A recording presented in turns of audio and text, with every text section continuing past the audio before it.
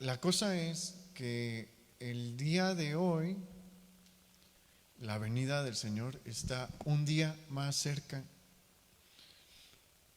Como que a veces sentimos que el tiempo de Dios se detiene, pero no. El reloj de Dios jamás se para. El reloj de Dios jamás se detiene. Sigue avanzando. Y el día de hoy estamos a un día más cerca de que el Señor regrese. Y que Él regrese es muy buenas noticias para nosotros, porque Jesús viene a establecer su reino sobre esta tierra y la maldad se va a acabar. Toda la injusticia se va a acabar, porque cuando Jesús esté aquí en la tierra, juzgará Él directamente. Entonces la injusticia va a desaparecer y va a restaurar la tierra y va a detenerse el enorme desastre que nosotros hemos generado. Todas las cosas van a ser hechas nuevas y usted póngase a pensar, ¿cómo será la naturaleza restaurada? A mí nunca me tocó, pero todos los morelianos conocemos nuestro río, nuestro contaminado, y perdóneme la palabra, pestilente río, porque ahí echan el drenaje, ¿no? Pero dicen que hace, bueno, como 50 años estaba limpio y que había peces y ranas y tortugas. Y dice, bueno, ha de haber sido muy bonito, honestamente, ha de haber sido muy bonito. Ahorita yo jamás le diría que se meta allí a nadar, jamás. Pero bueno, todo eso se va a restaurar. La tierra va a ser restaurada y vamos a estar bajo la autoridad y el reino de Jesús. Y esas son buenas noticias para nosotros y deberían de llenarnos de alegría y de ilusión. Pero esas buenas noticias para nosotros son malas noticias para aquellos que no se han arrepentido. Para todo aquel que no se haya arrepentido y no haya pedido y recibido el regalo de Jesús perdonando nuestros pecados, pues no son tan buenas noticias. ¿Por qué? Porque para nosotros Jesús viene como nuestro rey, viene a gobernar, viene a liberarnos de este mundo que nos oprime. ¿Sabe que el cristianismo es la religión más perseguida ahorita? Mucha gente no sabe porque a muchos medios de comunicación pues no les gusta dar ese tipo de noticias, pero las comunidades cristianas en Medio Oriente, las comunidades cristianas en el África, en gran parte del África, las comunidades cristianas en China, en el lejano oriente, son perseguidas. Literalmente, aquí en América tenemos otro tipo de persecución, no nos están matando, allá sí. Pero no se le da mucha difusión a ese tipo de noticias, pero de entre todas las religiones, los que más son ejecutados por gobiernos en el mundo o por grupos radicales en el mundo son los cristianos. Y usted vea cómo le va a los coptos en Egipto. Esa pobre comunidad se ha visto diezmada por grupos musulmanes radicales que han volado sus iglesias o que han llegado a sus iglesias con metralletas y empiezan a disparar al azar. Incluso en Estados Unidos se acuerda que en caso de muertes que hace unos años hubo pues un muchacho loco que se metió a una iglesia en Texas, cerca de San Antonio, y mató ahí a 50 personas. Pero aquí la persecución es de otra forma. Aquí en México todavía no nos las vemos tan mal, pero sabe que hay estados en la Unión Americana que las iglesias no han podido abrir, porque el gobierno les dice, no, no te voy a dejar abrir. El estado de California, el gobernador dijo hace ya algunos meses, no fue reciente, hace algunos meses, pues quién sabe cuándo voy a dejar que las iglesias abran. Todo lo demás está bien, porque ahí en California la marihuana es legal. Y las tiendas de marihuana, ustedes abran, si quieren hacer manifestaciones, porque ya ven que allá hay un relajo ahorita con las cuestiones electorales, ya hay manifestaciones y protestas. Y si ustedes quieren hacer una manifestación sin cubrebocas y quemar casas, porque queman bueno, casas no, pero negocios sí. Si los quieren quemar, está bien, no hay problema, pero iglesias ustedes de ninguna manera pueden abrir. La semana pasada ha habido pastores que han dicho, es que yo ya necesito abrir, y es anticonstitucional lo que usted, gobernador, está haciendo. Y una iglesia abrió su servicio, diciendo, bueno, voy a ejercitar mi derecho constitucional de la primera enmienda. Y pues sí, abrió, no mandaron policías a cerrar, pero les llegó una multa por cada servicio, $5,000 por servicio. Es otro tipo de persecución, pero la iglesia cristiana es la más perseguida a nivel mundial. Y el pensar que va a llegar el día en el que nada de eso va a existir, en el que vamos a poder estar al servicio de nuestro Dios, con nuestro Dios aquí en la tierra, pues es algo que nos debe de llenar de alegría, ¿no? Pero aquel que no está buscando a Dios y que sigue en rebelión y que quiere seguir en rebelión, no es una buena noticia. ¿Por qué? Porque Jesús no viene como su rey, viene como su juez. Y son dos situaciones completamente distintas, ¿no? El Señor viene como juez a juzgar a cada uno por sus obras y darles pues el castigo que merecen por sus pecados. Pero mire, hay una buena noticia en cuanto a esto, y es la gran noticia del Evangelio. Nadie tiene por qué tener a Jesús como su juez. Nadie tiene por qué hacerlo. ¿Por qué? Porque Jesús ya murió por el pecado de todos. Y todo aquel que se arrepienta, todo aquel que le diga al Señor, reconozco que lo que he hecho hasta este punto de mi vida está mal, reconozco que he hecho muchas cosas que te ofenden, perdóname, creo que tú pagaste por mis pecados. Todo aquel que haga esto es perdonado, es hecho hijo de Dios, haga de cuenta que es hecho ciudadano del reino de los cielos, y Jesús se convierte en su rey, y cuando Él regrese, pues va a estar junto con Él. Y no hay alguien a quien se le cierre la puerta, por más grande que sea su pecado. Jesús está dispuesto a perdonar a todos. El sacrificio que Él ofreció es demasiado grande. Nadie lo merecía. Nadie lo merecía. Y estuvo dispuesto a perdonar a alguien tan terrible como el ladrón que estaba a su lado en la cruz. Esa palabra ladrón para nosotros trae la idea de alguien que se mete a una casa y se roba la joyería de la señora de la casa, ¿no? O que se mete y se lleva la televisión, o los que luego salen en las películas que se meten a los bancos y burlan todos los sistemas de seguridad, o si es de películas más violentas de acción, los que llegan con las metralletas y todos al suelo y atacan la caja, sacan el dinero de la caja que hay en el banco.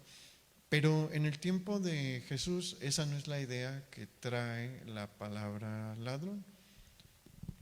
El ladrón en ese tiempo no nada más roba, hace todo lo malo posible porque los ladrones se reúnen, están merodeando por los caminos. ¿Se acuerda de Robin Hood? Más o menos como Robin Hood, que tienen una guarida pues en un lugar solitario. Ahí van acumulando lo que le roban a los que van por el camino. Y la cosa es que no son personas románticas como la historia de Robin Hood. Si te agarran en el camino, si llevas mujeres probablemente las van a violar. Y luego y puede que se las lleven allí a la cueva donde viven, pues para que sean pues su compañía. A los hombres los matan y pues se llevan el dinero que llevaban, ¿no? O el ganado que estaban apacentando. A veces no se quedaban nada más en los caminos, se aventuraban en las noches para meterse en las casas de las aldeas que estaban medio desprotegidas, y pues era el mismo modo de operación, ¿no? Matar, violar y llevarse el dinero. El ladrón era una persona muy, muy mala, y si se habían ganado el castigo de la cruz era porque pues se habían pasado de la raya. A los sediciosos, es decir, a los que iban en contra del gobierno de Roma, también los crucificaban, era el castigo común.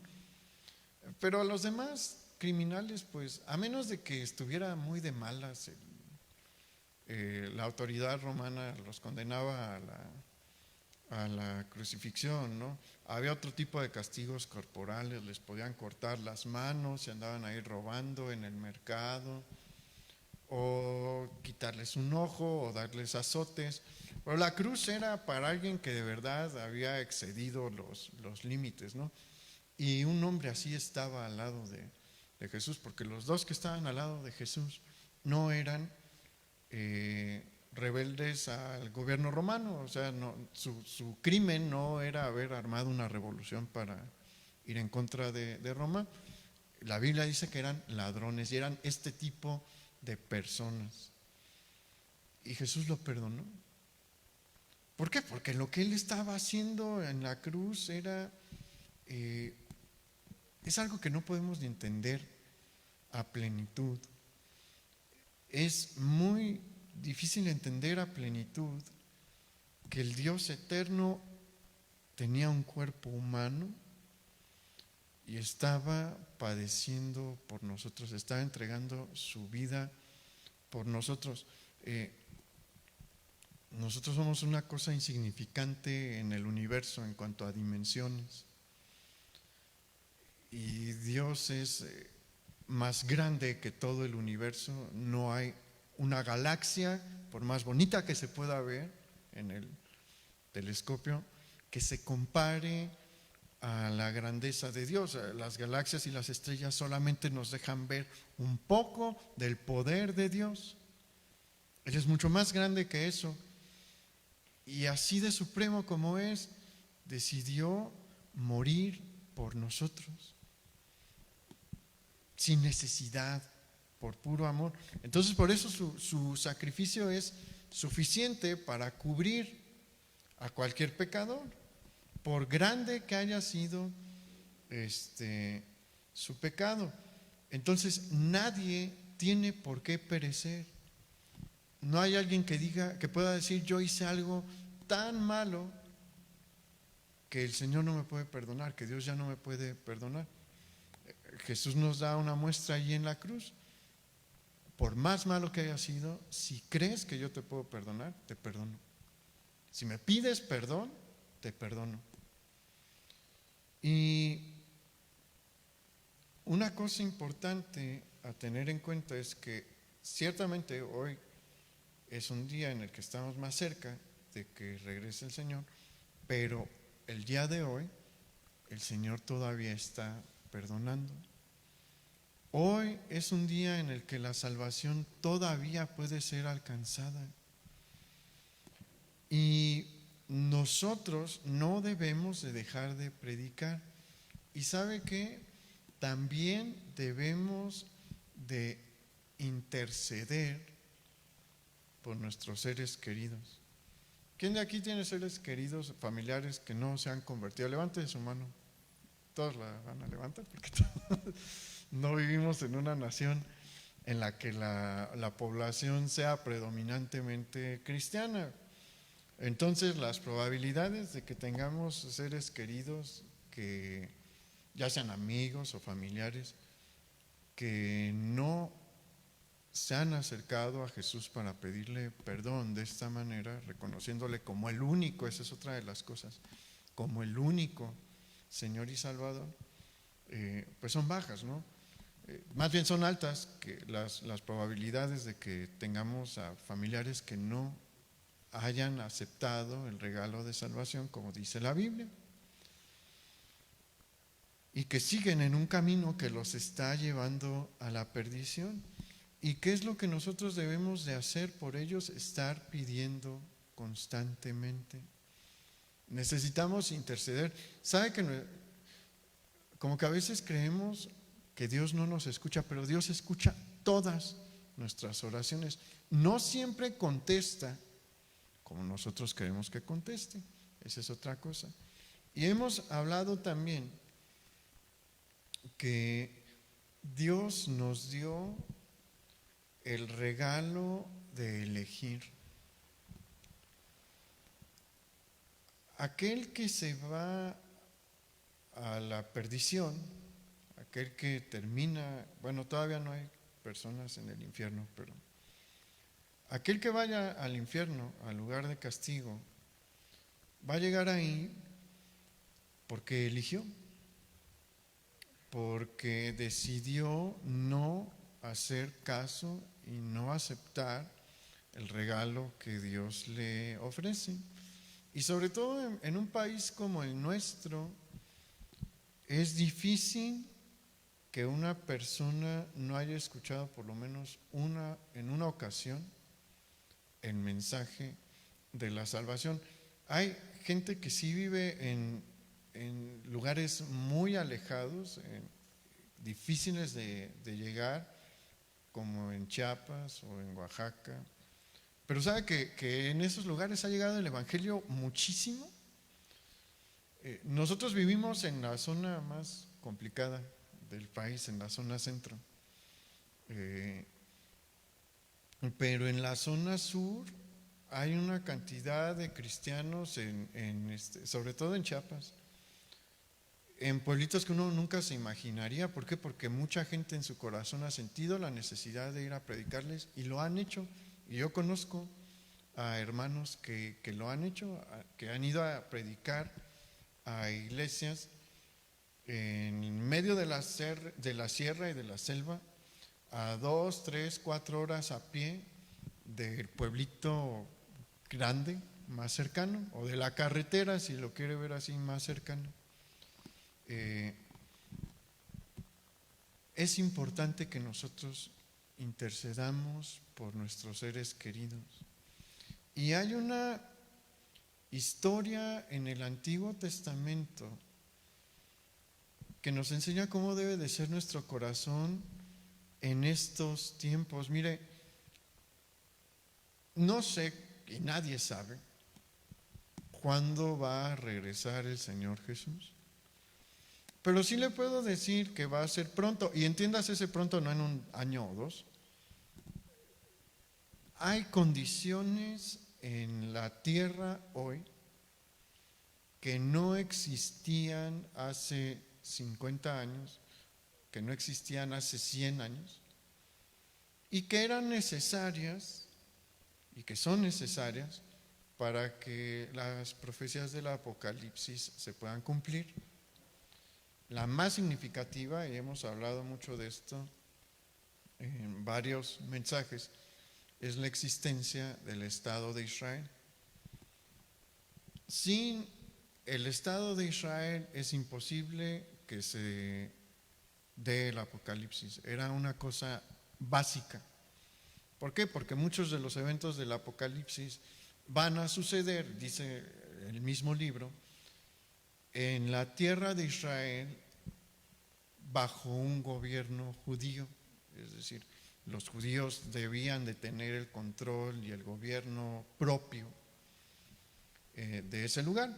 Y eso no existía en 1945. En 1948 se funda el Estado de Israel, los judíos nuevamente están en la tierra de sus padres, tienen su propio gobierno y ahí empiezan a cambiar muchísimas cosas en el mundo. ¿Cuándo va a desatarse todo lo demás? No sabemos, pero hay que estar al pendiente. Tampoco hay que ser demasiado sensacionalista, ¿no? Pero sí hay cosas que están cambiando y que han abierto la puerta a que se pueda desarrollar el libro. Y será en el tiempo de Dios, puede ser en 50 años, puede ser en 60, 70, yo no sé. Pero el mundo cada vez se prepara más para este desenlace, sin darse cuenta. Y nosotros sí sabemos que el fin se acerca. Y si estuviéramos más conscientes de esto, predicaríamos más, le compartiríamos a más personas, pero a veces nos sentimos bien cómodos diciendo, bueno, pues yo me voy a esperar a que venga mi rey y me la voy a pasar muy bien y voy a gobernar con él. Sí, y nuestros tíos y nuestros primos y nuestros amigos, no nos ponemos a pensar que si ellos continúan, si viniera Jesús hoy, ellos no estarían con él. El Señor vendría como juez para con ellos, ¿no? Entonces debemos de cambiar nuestra actitud, y Abraham nos enseña cómo debe de ser nuestra actitud ante los tiempos que estamos viviendo. Porque mire, el contexto del pasaje que vamos a leer es el siguiente. Ya han pasado aproximadamente 24 años desde que el Señor le dio a Abraham la promesa de un hijo con Sara, su esposa. Acuérdese que Sara era estéril y era la legítima esposa de Abraham, y Dios le dice por su soberanía: Abraham, voy a hacer de ti una gran nación. Y Abraham le dice, pues ¿cómo? Si yo ya estoy bien grande. En ese tiempo Abraham tenía como 75 años y mi esposa pues no me ha podido dar hijos. Nunca llevaban muchos años casados, Abraham y Sara. Y le dice, déjamelo a mí, pero vete de tu tierra y de tu parentela a un lugar que yo te voy a mostrar y ahí te voy a dar un hijo. Y Abraham le cree a Dios, emprende el viaje, termina en tierra de Canaán y siguen pasando los años. Pero ¿cuántos saben que Dios siempre cumple sus promesas en su tiempo, pero siempre cumple sus promesas?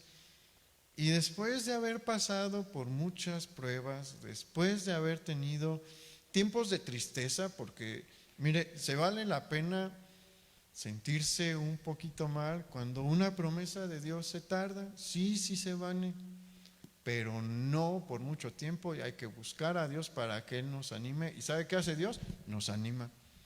Y a mí me encanta la manera en la que Dios animó a Abraham, pero no podemos hablar de eso ahorita porque se me va a ir ahí el tiempo. Pero llegó un momento en Génesis 18 en el que sucede algo maravilloso para la vida de Abraham.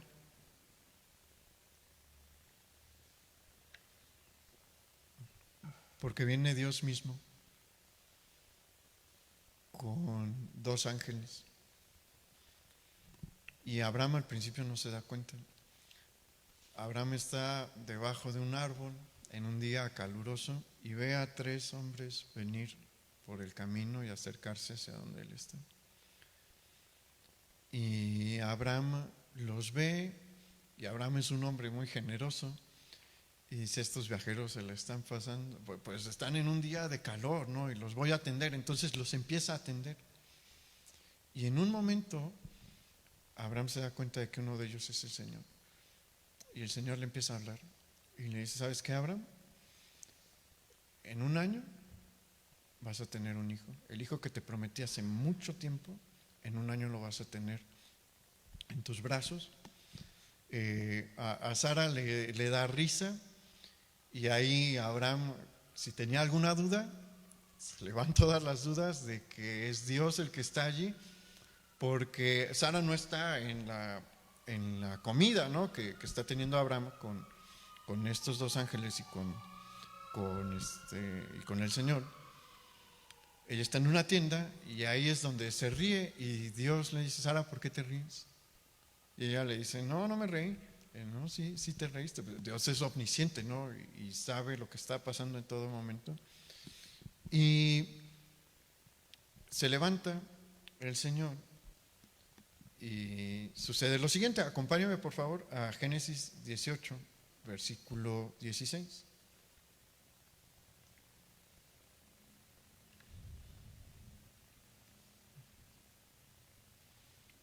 Génesis 18, 16 dice lo siguiente: y los varones se levantaron de allí y miraron hacia Sodoma, y Abraham iba con ellos acompañándolos. Y Jehová dijo: ¿encubriré yo a Abraham lo que voy a hacer, habiendo de ser Abraham una nación grande y fuerte, y habiendo de ser benditas en él todas las naciones de la tierra? Porque yo sé que mandará a sus hijos y a su casa después de sí, que guarden el camino de Jehová, haciendo justicia y juicio, para que haga venir Jehová sobre Abraham lo que ha hablado acerca de él. Entonces Jehová le dijo: por cuanto el clamor contra Sodoma y Gomorra se ha aumentado más y más, y el pecado de ellos se ha agravado en extremo, descenderé ahora y veré si han consumado su obra según el clamor que ha venido hasta mí, y si no, lo sabré. ¿Cuál era la intención del Señor? El Señor había determinado ya destruir a Sodoma y a las ciudades de la llanura. Ahí está Gomorra, probablemente la ciudad más importante era Sodoma, pero había 5 ciudades en la llanura del Jordán. Y recientemente encontraron algunos hallazgos arqueológicos sobre las 5 ciudades de la llanura. Y en estas ciudades se practica el mal a niveles pues grandes, y ya colmaron la paciencia de Dios. La región de la llanura que nos describe la Biblia antes de la destrucción de Sodoma y Gomorra es una región preciosa. En Génesis 13 se nos describe, se utiliza las palabras para describir a esta región como el huerto de Dios. Y eso trae a la idea del lector el jardín del Edén. Era un lugar que se parecía en lo bonito al jardín del Edén. Era una llanura surcada por el Jordán, llena de pastizales, en un clima cálido, entonces siempre estaba verde. Era como un oasis precioso en medio de una tierra pues en la que en la temporada de calor hace bastante calor, y estos pastos verdes que se extienden hasta donde la vista alcanza eran lugares aptos para la ganadería, y había buenas porciones muy buenas para el cultivo. Entonces las ciudades que están ahí son muy prósperas, tienen mucho comercio, tienen una de las fuentes de riqueza más importantes de ese tiempo, que es el agua, porque el Jordán en ese tiempo no se seca, Es un río que constantemente está fluyendo, en tiempo de lluvia se desborda. Hay tierras, que son otra de las cosas que implican riqueza y prosperidad en este tiempo.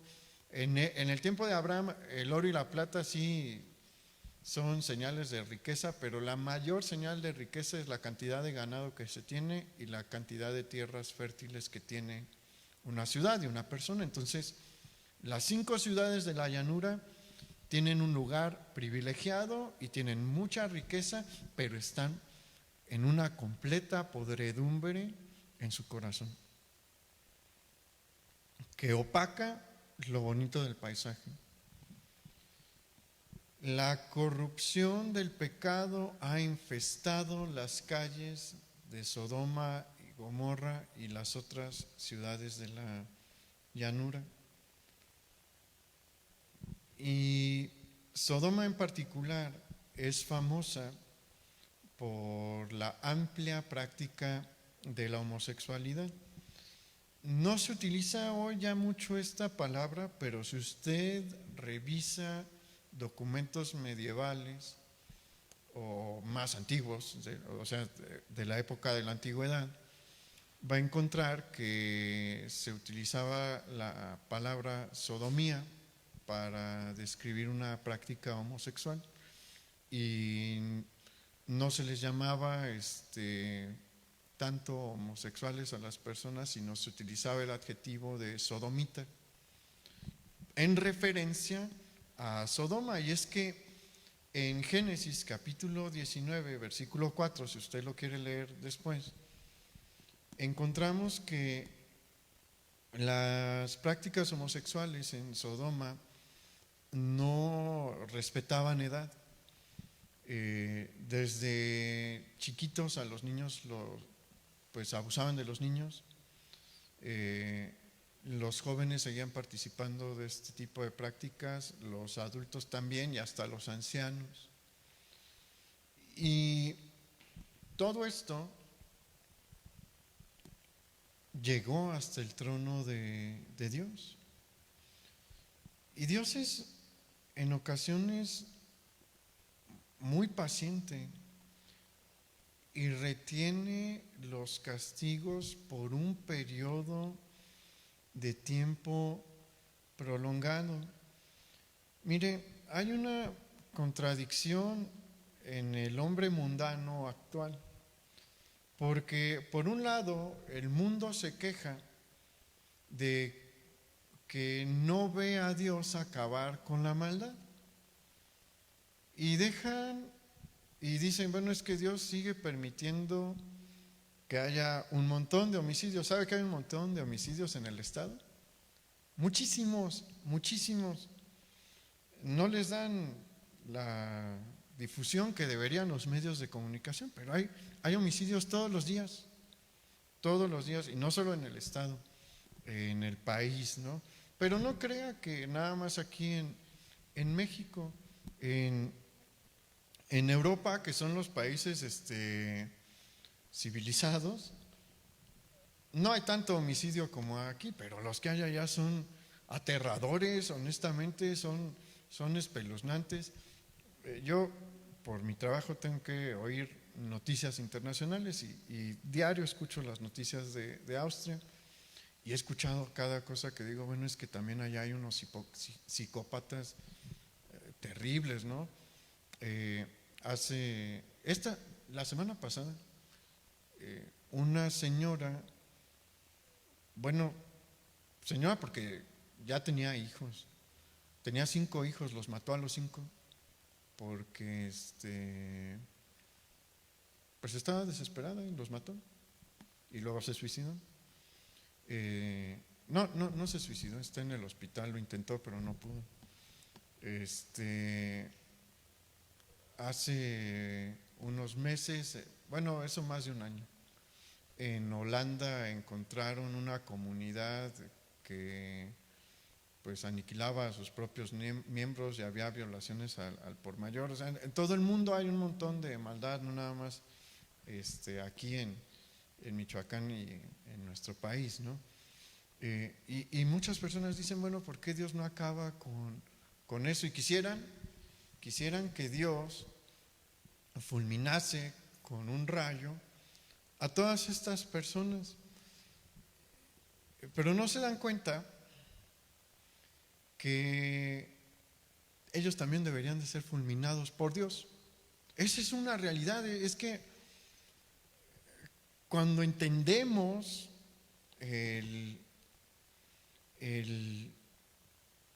lo que representa el pecado para Dios, entenderíamos que la más pequeña de las mentiras merece como retribución que Dios mande ese rayo que queremos que caiga sobre el homicida nada más.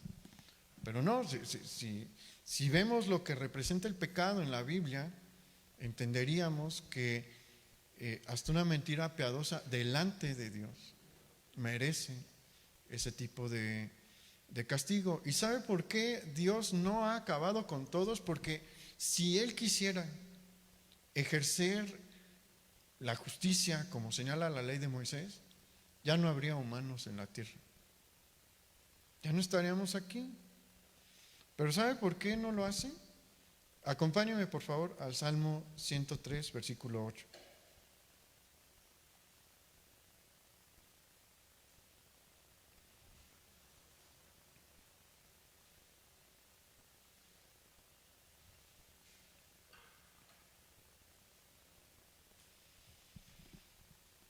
Salmo 103, versículo 8 dice: misericordioso y clemente es Jehová, lento para la ira y grande en misericordia. Y acompáñame también a Ezequiel capítulo 33, versículo 11.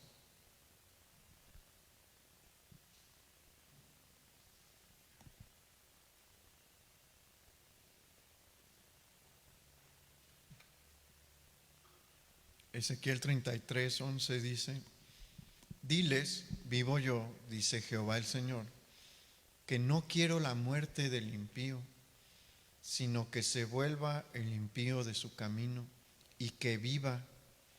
Volveos de vuestros malos caminos. ¿Por qué moriréis, oh casa de Israel? Mire cómo es el corazón de Dios. Él no quiere aniquilar al borracho, Él no quiere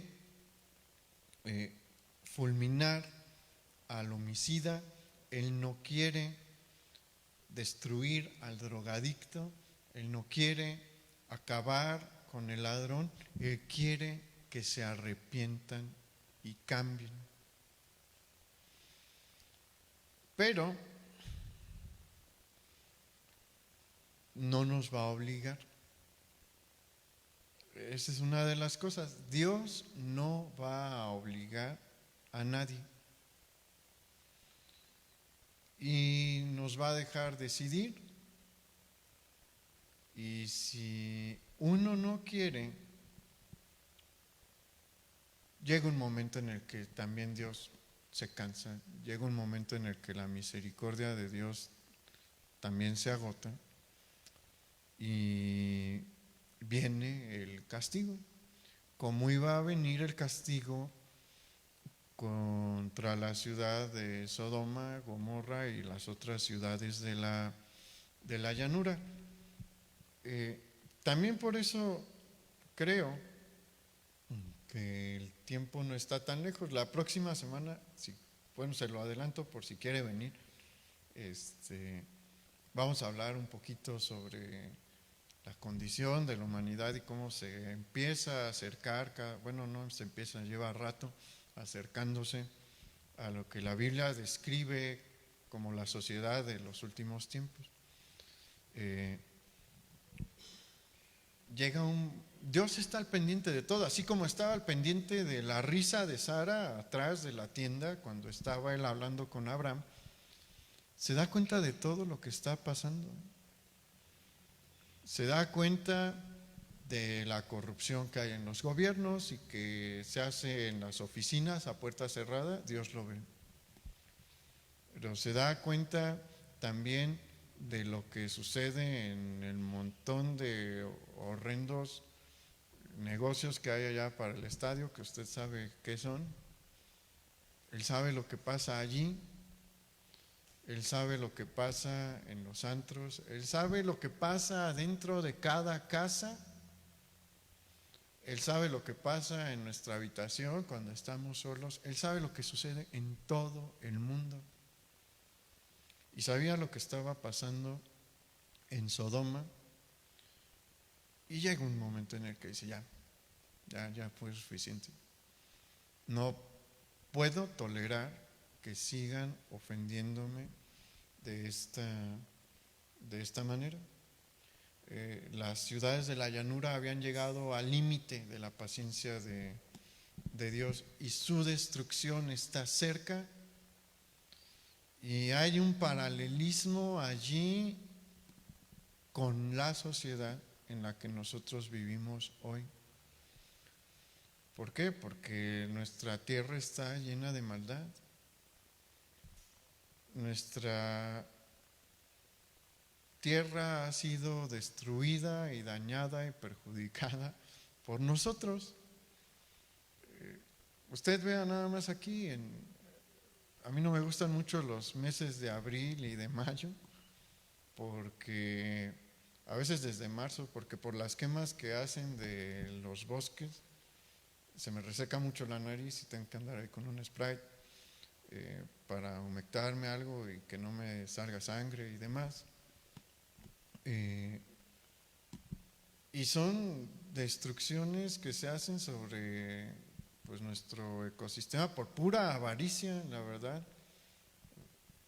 por querer tener ganancias, pues sí, en muchos casos deshonestas, porque ahí le vieron la cara a muchos campesinos a la hora de comprarle sus terrenos. Hemos destruido al mundo por avaricia con ganas, le hemos echado ganas como humanidad, pero también hemos derramado sangre a raudales. Hasta la fecha seguimos teniendo, tampoco le dan mucha difusión. ¿Sabe que Siria lleva como una década en guerra civil? Y que se cuentan por centenas de millares los muertos en la guerra civil de Siria, pero hay que siga, no nos damos cuenta y somos indolentes. ¿Sabe que en África hay zonas de extrema violencia donde sigue habiendo unos conflictos tribales impresionantes que arrasan que arrasan con pueblos enteros? Hay países donde el promedio de vida hay países en África donde el promedio de vida son 49 años. ¿Por qué creen? Por enfermedades y por muertes violentas, por conflictos armados que hay dentro de esa región. No vivimos en un mundo con paz. Y usted váyase a la zona de Tierra Caliente aquí en nuestro estado y va a ver si no se derrama sangre todos los días. Y eso es nada más una de las partes de la maldad que está proliferando en el día de hoy. ¿Sabe? ¿Ha visto el contenido de la televisión por cable? Bueno, no solo la televisión por cable, la televisión abierta, ¿no? Hay cosas que de verdad son basura, pero por televisión, por cable, por Netflix, uno puede encontrarse cosas que dejan ver la maldad del corazón del hombre. ¿Sabe que después de las drogas, el segundo negocio ilegal más lucrativo es la pornografía y la trata de mujeres? En internet la cantidad de pornografía que fluye es grandísima. ¿Y usted cree que Dios no se molesta por eso? Claro que sí, claro que se molesta por eso. Y no nada más estamos ahí, hemos llegado a un punto dentro de la historia humana donde el hombre está pecando contra su propio cuerpo utilizando sus órganos sexuales para cosas para las que no fueron diseñadas. Tiene los aparatos reproductores. Antes nos enseñaban eso en quinto de primaria, de una manera muy clara: para qué sirve uno, para qué sirve el otro, para qué sirve el de la mujer y para qué sirve el del hombre. Tienen propósitos y diseños específicos con una funcionalidad que la biología básica nos lo enseñaba cuando éramos niños. Ya no lo quieren enseñar por la enorme influencia que ha traído el pecado sobre las mentes de las personas, porque es biología básica, la biología más básica que hay. Y el hombre se esfuerza por ir en contra de lo que Dios señala como Sodoma, Gomorra y las otras ciudades de la llanura.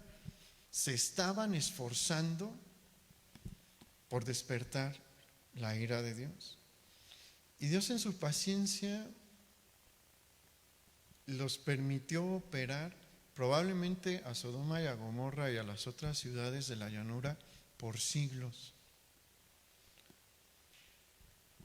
Y nunca dejó completamente la región en soledad, porque se acuerda que ¿con quién se encontró Abraham y a quién le dio los diezmos? A Melquisedec, rey de Salem.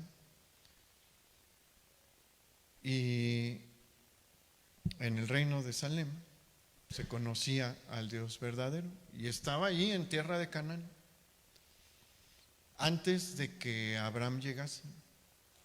Job es contemporáneo de Abraham probablemente, pero nunca conoció a Abraham, pero estaba en la región, conocía a Dios.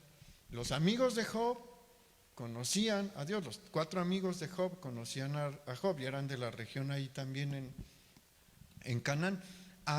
Hubo quienes le predicaron a la región sobre el Dios verdadero. Aparte, todos ellos venían de Cam, que aunque fue el hijo rebelde de Noé, conoció al Dios verdadero.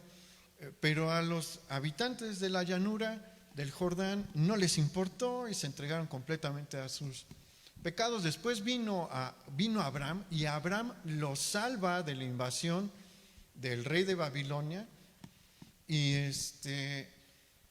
Abraham servía al Dios verdadero y no les importa nada el mensaje de Dios. Siguen caminando en sus caminos, en su senda de perdición, y llega un punto en el que Dios dice: ya no lo voy a tolerar. Y le dice a Abraham lo que piensa hacer. Cuando el Señor le dijo que iba a visitar a Sodoma, Abraham sabía de qué se trataba ya el asunto. Abraham sabía que Dios iba a visitar a Sodoma con fuego y azufre. Y nosotros sabemos que cuando se acerque el fin de los tiempos, Dios va a castigar a la humanidad como nunca lo ha experimentado. Y lea el libro de Apocalipsis. Hay 7 trompetas que se van a tocar. Cada una trae un castigo sobre la humanidad en general. Y después vienen las copas de la ira de Dios. Y lo que viene es todavía peor, ¿no? Porque viene Armagedón y después viene el milenio, y luego hay una pequeña rebelión, y luego viene el gran juicio del trono blanco. Y nosotros lo sabemos porque hemos leído la Biblia, y la Biblia es clara, y la Biblia no va a cambiar. Aunque el hombre quiera imaginarse un fin distinto, el fin ya está determinado. El fin ya lo señaló Dios y se ha de cumplir como se ha cumplido cada profecía que hay en este libro. ¿Y qué deberíamos de hacer? Tener un corazón como el de Abraham. Abraham sabía qué pasaba en Sodoma. ¿Por qué? Porque pues vivía en la región y la ciudad tenía su fama, y el resto de las ciudades de la llanura tenían fama también. Y cuando Abraham escucha a Dios decir esas palabras, no hace una fiesta y le dice, sí, Señor, ya envíales el fuego y el azufre. No. Mire qué corazón tenía Abraham. Acompáñame, por favor, a Génesis capítulo 18, versículo 22.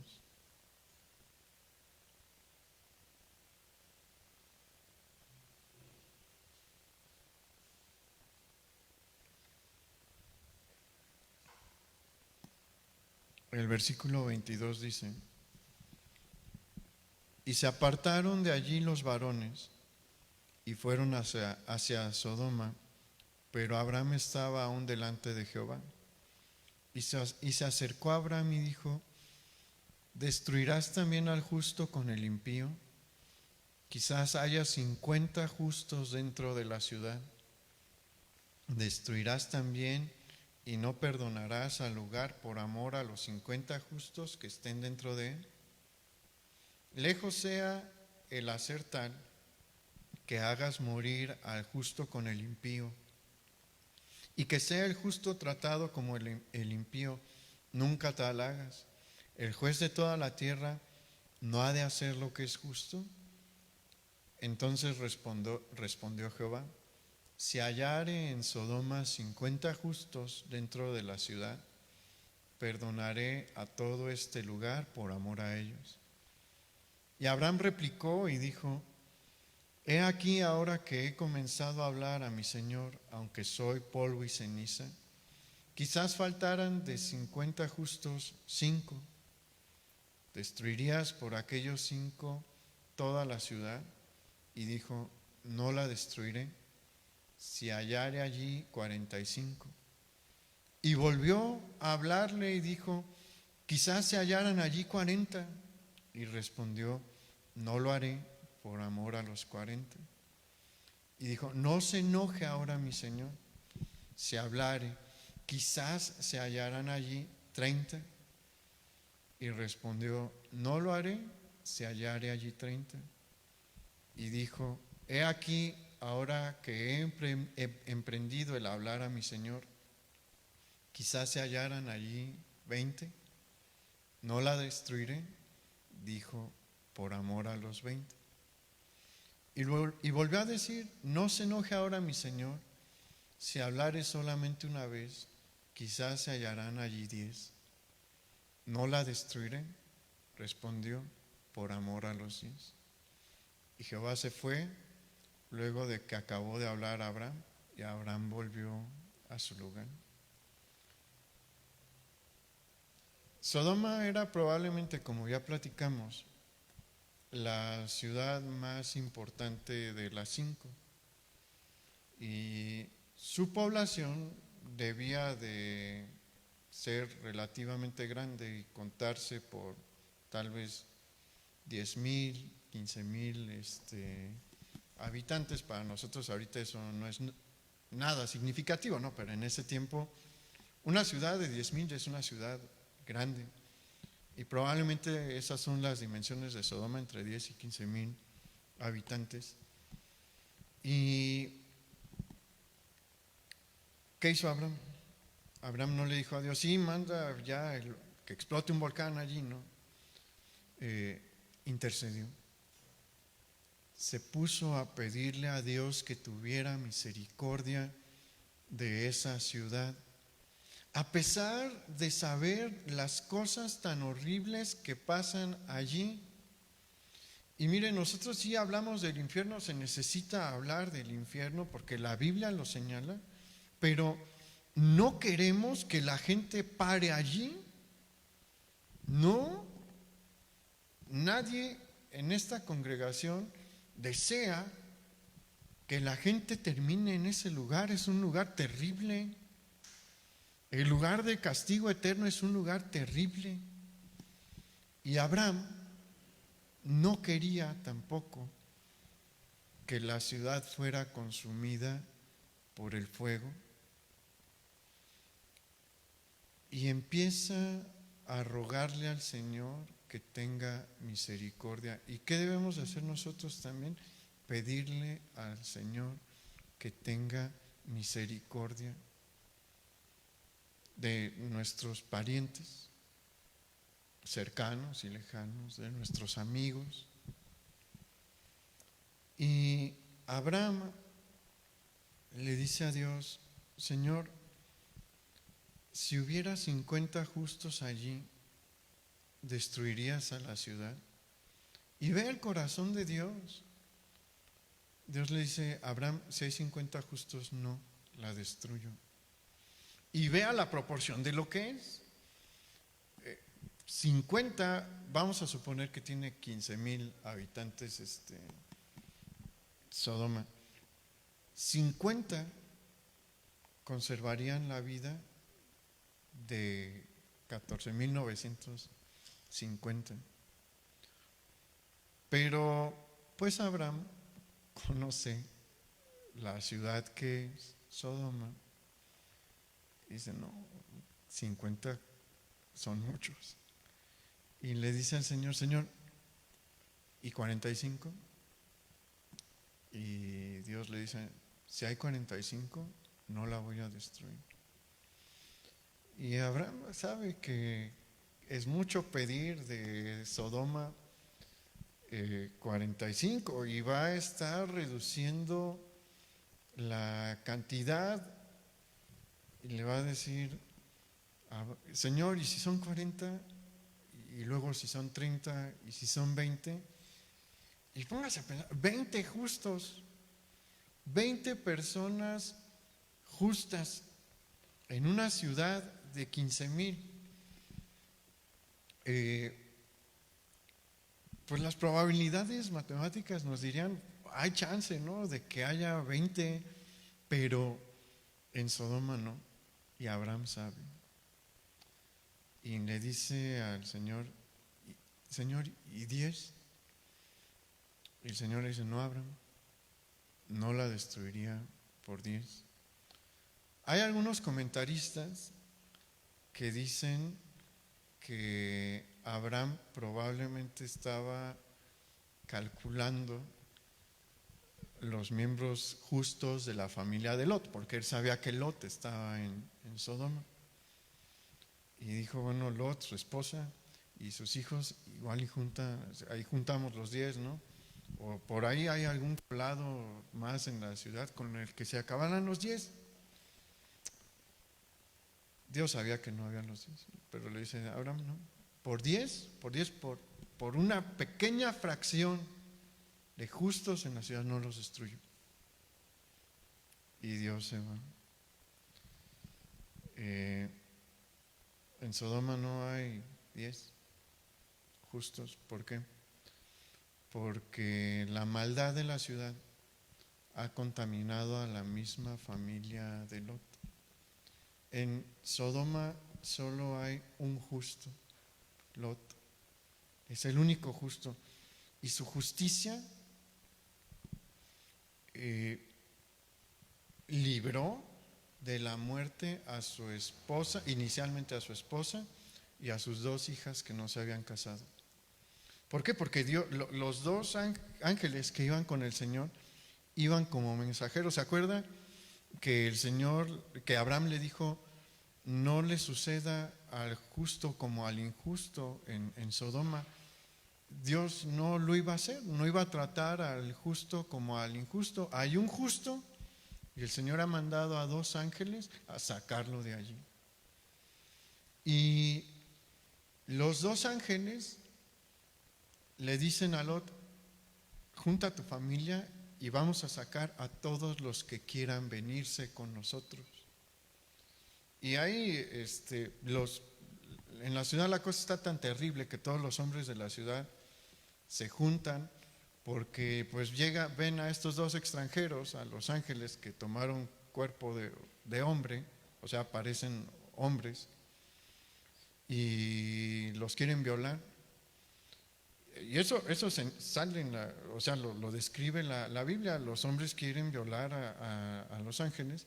Los ángeles obviamente no se van a dejar, y hacen que todos tengan una ceguera y no puedan, pues, más que toparse contra la pared. Y en ese momento le dice a Lot: ¿quién se viene con nosotros? Lot le dice a sus hijos y a sus hijas, allí con los ángeles presentes, y después de que los ángeles obraron este milagro para detener a los hombres de Sodoma y Gomorra, ¿y sabe de los casados cuántos se fueron? Ni uno, ni uno.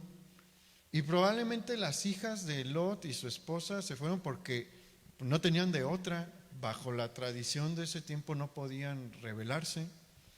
Y Lot les dijo: se vienen, y se fueron con él. Pero el único justo allí fue Lot. Y su justicia de todos modos alcanzó a salvar a algunos más. Su esposa murió por su propia desobediencia. Sus hijas no murieron, ¿por qué? Porque la justicia de Lot las alcanzó. Y mire, todo esto debería de traernos a la memoria a nosotros las palabras del Señor Jesús diciéndonos que somos la sal de la tierra. Somos la sal y la luz de la tierra. Y mientras estamos aquí, mientras estamos vivos, debemos de prevenir a los demás de lo que viene. Debemos de hablarle a los demás que se pueden salvar.